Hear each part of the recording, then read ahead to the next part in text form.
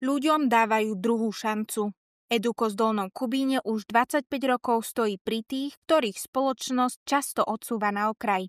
Recidivisti, bývalí väzni, ľudia v krízovej životnej situácii.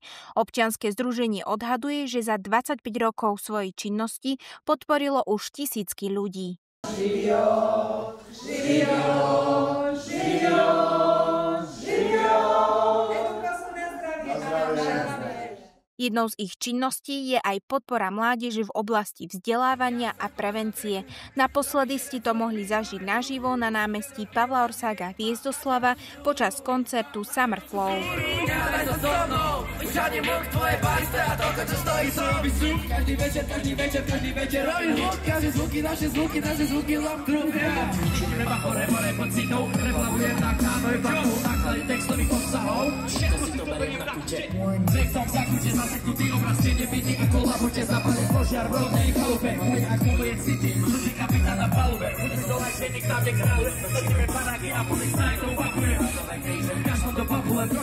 Našou takou stratégiou je spolupracovať s týmito mladými umelcami v duchu partnerstva. Mám tým na mysli to, že ich vlastne zapájame aj do spoluorganizácie toho podujatia. Napríklad program bol plne v ich réžii tento ročník. Chcem hlavne, aby tu v Dolnom Kubíne sme mali základňu, kde sú ľudia, ktorí svoj talent rozvíjajú, mladí ľudia a nechodia po uliciach. Nerobia takéto veci, ale skôr robia niečo pre seba a pre svoje dobré a bavia sa hudbou namiesto iných vecí. Každý rok sa podujatie nesie v duchu konkrétnej témy s preventívnym posolstvom pre mladých. Tento raz sa venovali látkovým závislostiam.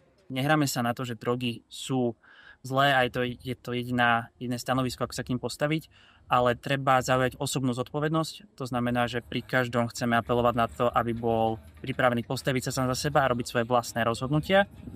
A na to je potrebné, aby ste mali človeka, ktorý rozumie tej problematike a vie, o čo sa jedná. Edukos realizuje niekoľko projektov. Jedným z nich je spolupráca s občianskym združením Nová cesta.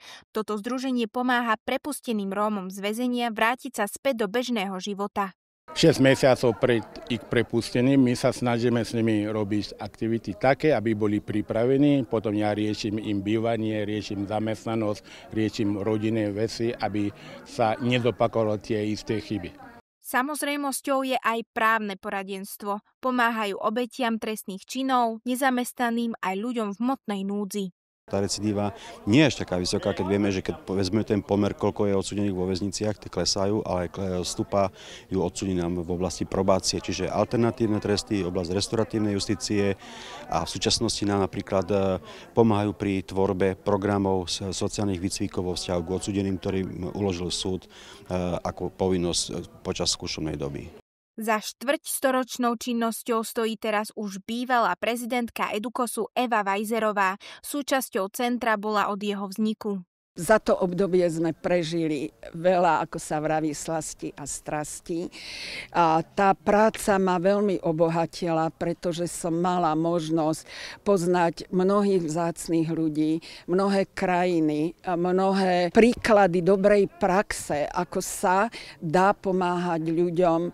Takže ja si myslím, že ako sa hovorí, že na to zlé sa vždy zabudne, takže ja som vďačná za túto prácu.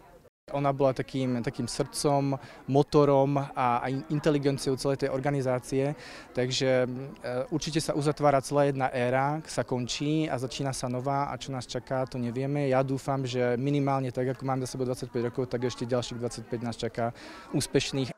Jej nástupkyňou sa stane Slávka Ďurišová. V Edukose pôsobí viac než 3 roky ako sociálno-administratívna pracovníčka.